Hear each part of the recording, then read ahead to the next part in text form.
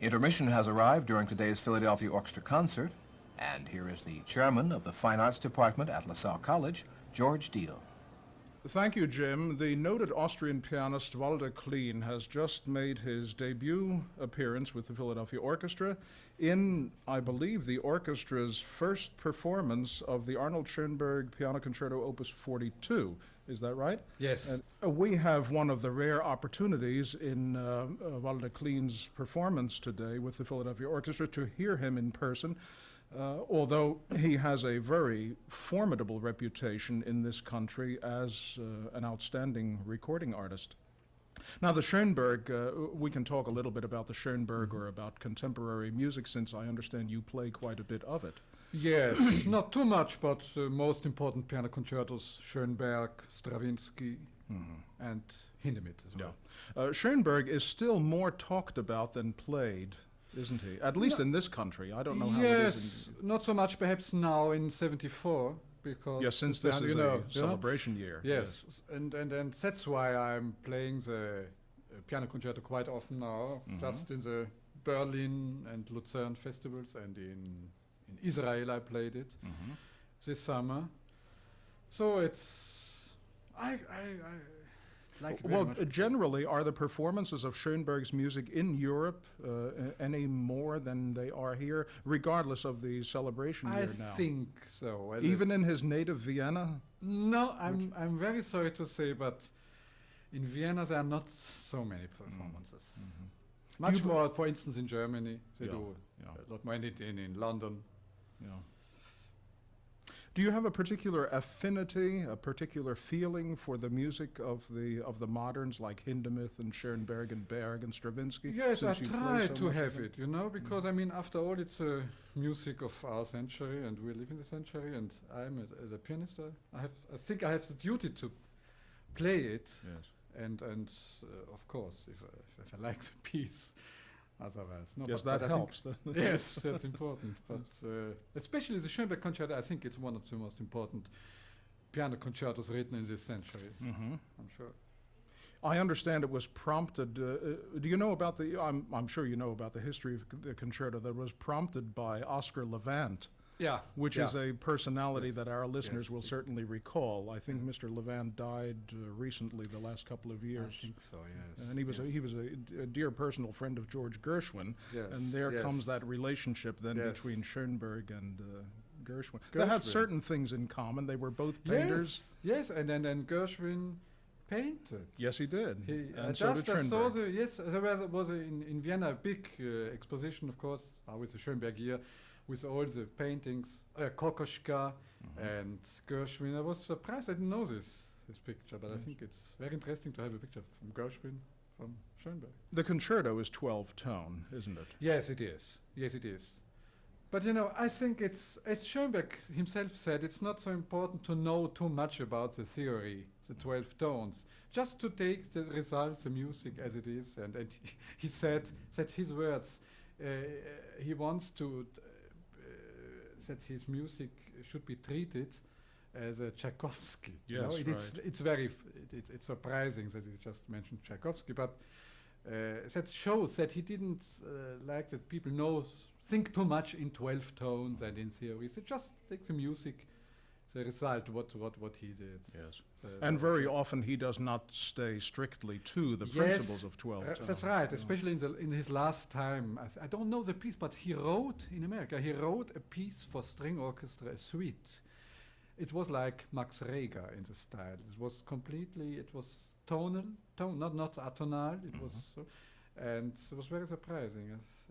Just in the last years of his life, he wrote several things. Yes. Well, this is now in retrospect, since our listeners have already heard your performance of the Schoenberg Concerto, but what they heard at the very beginning, where the piano plays alone, that is the row, is it not? Those are the 12 exactly. tones. That's the 12 tones. It begins with the 12 tones in the piano solo. Yes. And then the violins take it over. Yes, and in this particular case, those 12 tones happen also to be the theme.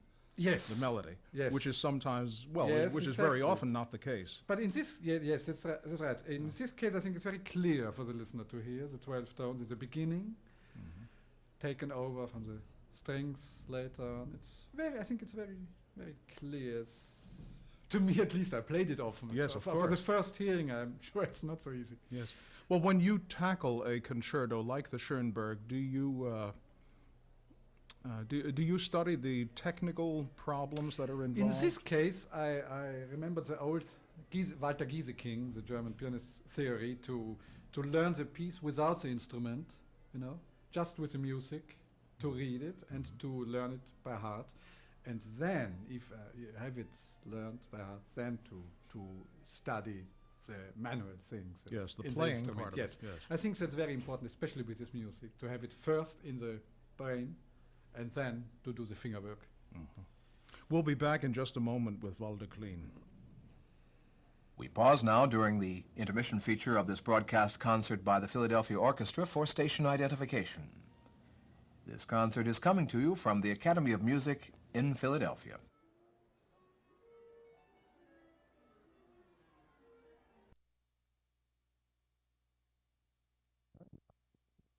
We return now to the intermission feature of today's Philadelphia Orchestra broadcast. Once more, here is George Deal. We're speaking with the noted Austrian pianist Walter Klien, who has just made his debut with the Philadelphia Orchestra in this orchestra's first performance of the Schoenberg Piano Concerto. Indeed, the entire first half of today's concert is devoted by Mr. Ormandy to the music of Schoenberg, since this is the 100th anniversary of Schoenberg's birth. We were talking about technical studies of the Schoenberg Concerto just before we broke, Herr Klien. I wonder, are there any pianistic problems that are peculiar in the case of the Schoenberg Concerto? I wouldn't say special problems. It's more or less in the very late Brahms tradition. I mean, the piano part, it's not easy, of course, it's not, but I don't think that there are special technical problems. Do you place any stock in the autobiographical material that is sometimes mentioned in connection with this concerto? Oh, no.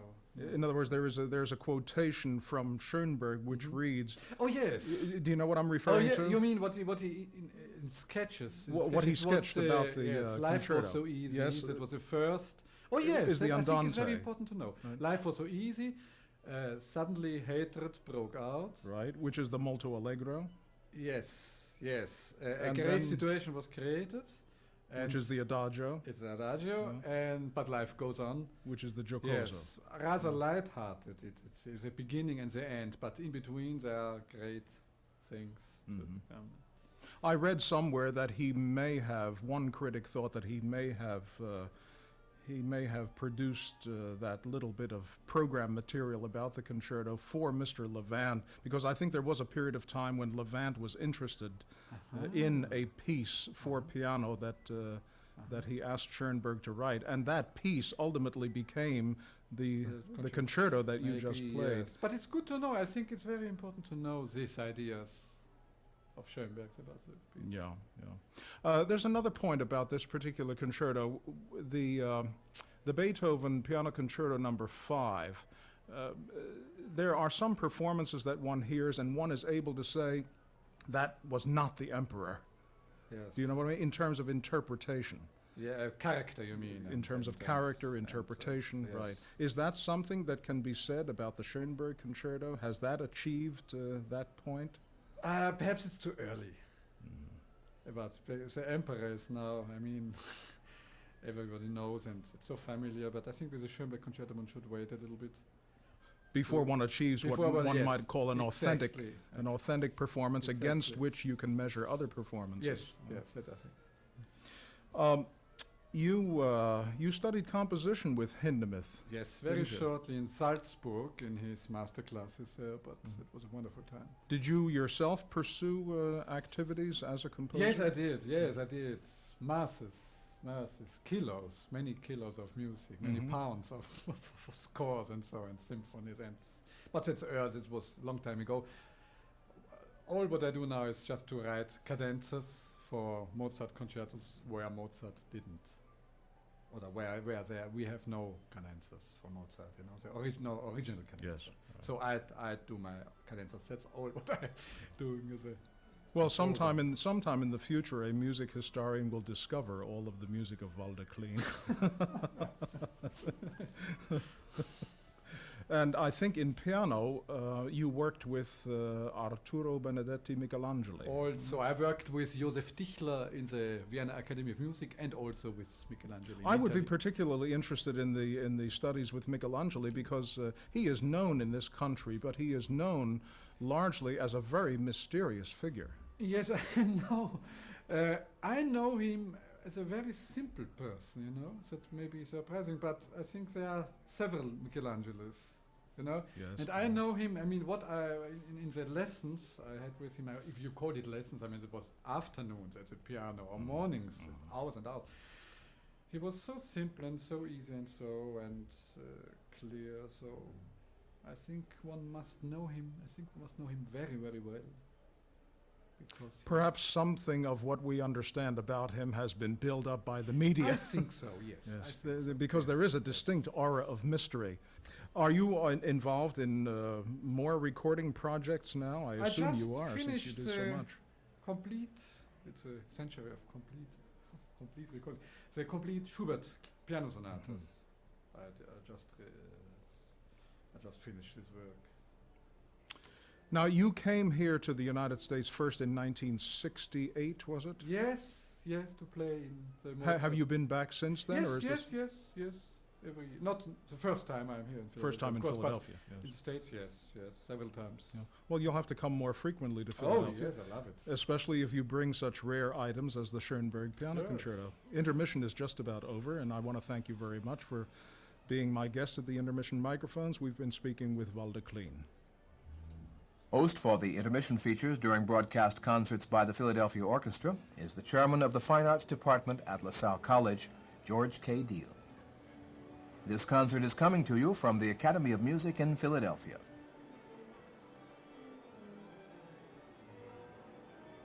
You're listening to a concert by the Philadelphia Orchestra. Eugene Ormandy, music director and permanent conductor. Mr. Ormandy will conclude today's concert with Tchaikovsky's Symphony No. 3 in D major, Opus 29, the Polish Symphony. Tchaikovsky's Third Symphony is the only one which he composed in a major key, and the only one in which he added a movement to the conventional four. Of greater significance in his progress as a symphonist is the observation that it was the first one he did not feel a necessity to overhaul in later years.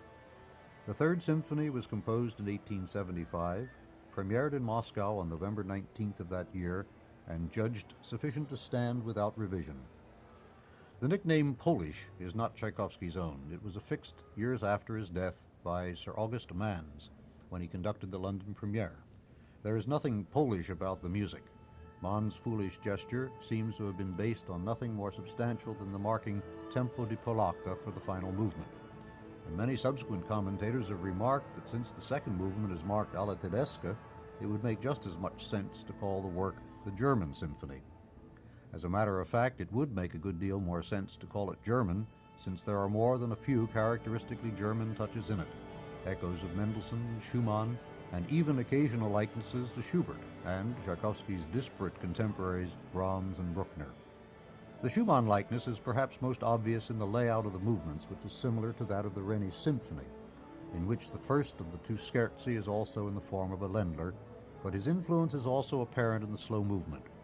The simple contours of the second movement may suggest some of the Ländler-like pieces of both Schubert and Bruckner, and the elfin spirit of Mendelssohn is felt in the second scherzo. None of these likenesses, however, is so obtrusive as to detract from the overall originality of the work or the uncomplicated pleasures it affords. The applause marks the return to the Academy of Music stage of Eugene Ormandy. Mr. Ormandy conducts the Philadelphia Orchestra now in Tchaikovsky's Symphony No. 3 in D major, Opus 29, the Polish Symphony.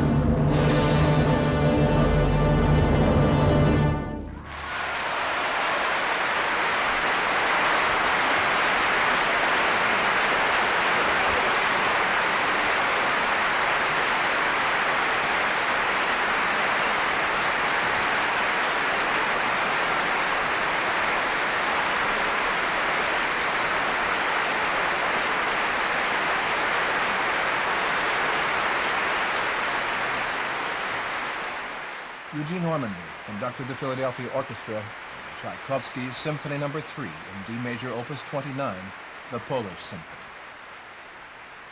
Mr. Ormandy steps down from the podium and bids the members of the orchestra rise and accept this applause with him. In a few moments, we'll return with word of the next broadcast by the Philadelphia Orchestra. This concert is coming to you from the Academy of Music in Philadelphia.